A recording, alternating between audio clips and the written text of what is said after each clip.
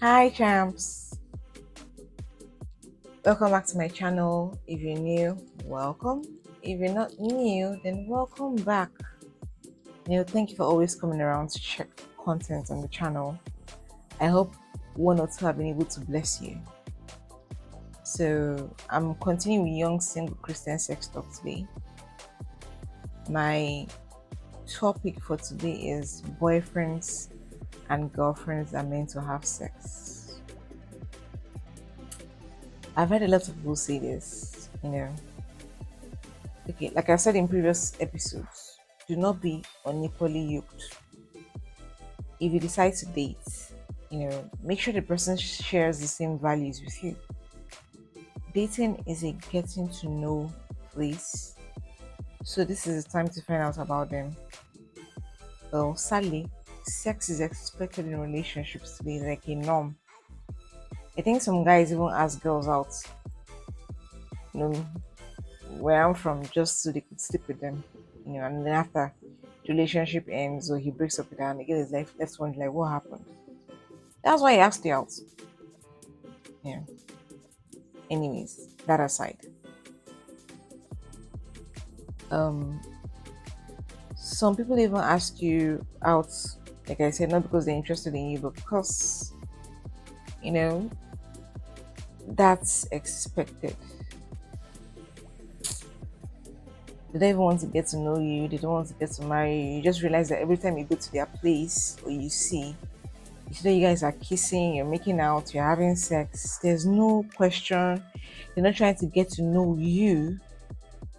They're not trying to see you on the inside, or ask you what your future goals are, your values, your principles, where you're headed, no questions really. It's just every time you see, excuse me, but yeah, it just happens. And next thing you've gone home and you say you're in a relationship or you're dating. See, champs, you need to make your stand clear from the beginning.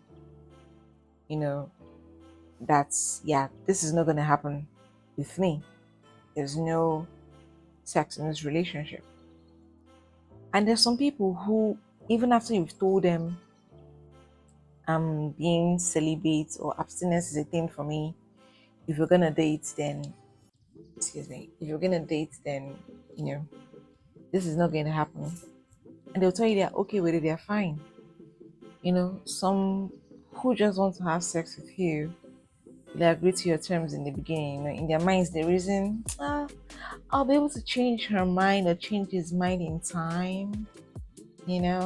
Just give it a month or 3, and I'll be able to have sex with him or her. They believe it's initial shakara or gragra, like it's initial you're fronting, like, but with time you let your guard down. Yeah, that's what they believe. So they are doing it so you won't be perceived in a certain way, like you lose or something. Months into the relationship, then they realize that, okay, this guy was actually serious about not wanting sex before marriage. Then they pull an Orondam on you, or an Eve on you, or they go this route I'm about to tell you. Like I said, asking you out could be a ploy. This was all happened to Lisa. This is Lisa's story. Lisa was happy with a single life. Then she met Mide, M-I-D-E. He was attentive, caring, he really asked important questions. He really wanted to get to know her, and everything she touched, everything she touched she wanted. It was great. He asked her out. She told him her views about sex before marriage. He agreed with her, like, yeah, I love that you're doing this. And he never brought sex up. Mide was a perfect gentleman to her. He always took her out to expensive restaurants, trips, to the cinemas, everything but expensive gifts, everything. Like he was love bombing. Within 3 months of dating him, he never pushed for sex. And he was doing all this, He lived in his family home, she'd been there once or twice. And she'd met his mom and siblings. His dad was late. So she went to see him one day. He knew she was coming, so he prepared noodles for her. He served it with a pack of yogurts. Okay, this not plastic or bottle, a Tetra pack noodles, like carton paper material, but kind of thicker. Yes, those types. So within few minutes of eating and drinking, Lisa felt uneasy.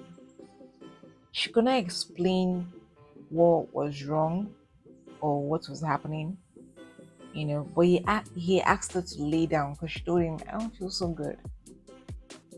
But she said no, she don't want to lay down. He told her, "Relax, there's no one at home, so it's okay."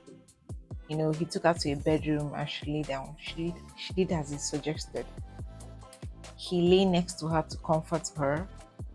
Next, he started kissing her. She explained to him, "I'm not feeling fine. I'm not feeling okay."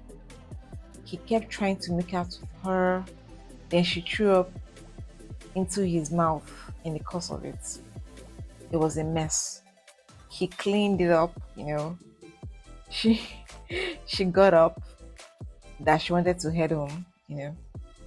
Mide normally always offered to drive her home every time she came visiting or wherever they went to, but this time he did not.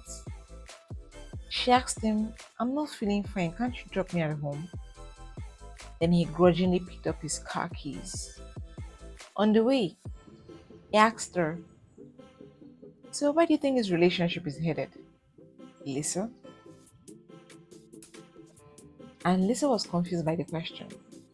He said, "Lisa, you always act like you're doing me a favor." The more he talked, the more Lisa got confused. He told her it would not work out, that he had a lot to do. The next day, she sent him a message, but there was no response. And she was like, I wasn't feeling fine, you know, and you decided to drive me home, and the best thing you could do was to break up with me, and I'm not feeling. She was confused. She was in a mess. She tried to call, but he didn't pick up. He never returned the calls nor the texts. He said he loved her, and he could not do without calling her on phone morning, afternoon, and night. He was doing that then. So why was he not picking up anymore? Why was he not calling? She could not understand his reason for wanting to break up with her or not pick her calls. At least they hadn't had a fight. Nothing ever happened. So that was how Lisa was ghosted. So one thing Lisa did not realize was, to me, she was a project, and that drink or the food had been laced with something. But fortunately for Lisa, she had a strong system, and she threw up. When she threw up, when he was trying to make out with her, like, how do you make out with a girl who you say you love, who is your girlfriend? She's not feeling fine, and you ask her to lay down. All you could think about was to kiss her and stuff. So this could tell you that this guy knew what he was doing. That whatever was laced, that was his opportunity to get some, have sex with her, since she was expecting the whatever he puts in the drug or in the food or the drink to kick in, and she won't be able to stop him. But unfortunately for her, she threw up, and when she threw up, the contents of whatever she ingested came out. So his plans didn't work. But poor Lisa didn't understand that she'd been a project. And when he realized that, okay, I may never get this opportunity again, I've done everything for 3 months and nothing has happened, you know. And now I was supposed to get it. It didn't work. This girl's head is too strong. She's just a waste of investment, a waste of time. And he just called it off, you know. That's what Lisa didn't realize at the time. And that's how she was ghosted. Anyways, champs, as always, do not forget that you're a champ. Yes, you are. And I love you. But as always, God loves you more. Till next time, my name is Francis Okeke. Bye, champs.